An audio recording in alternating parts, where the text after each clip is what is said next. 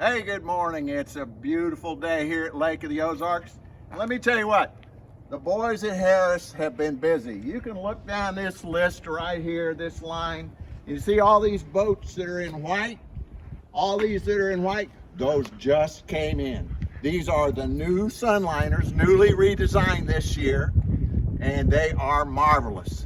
They're coming with 300s, and they are killer boats. It's what everybody's been telling us they want. They've got the pillow top upholstery in it, that buttery feel that every lady loves to sit on. It's just beautiful.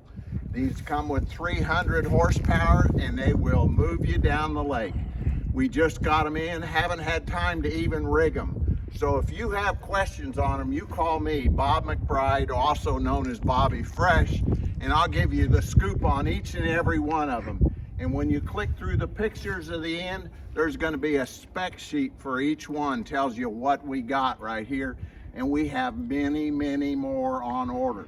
They won't last forever, folks. Get your deposit in on one now and we'll have you boating in the spring. Once again, it's Bobby Fresh, also known as the Toon Man. So call me, 573-606-3212.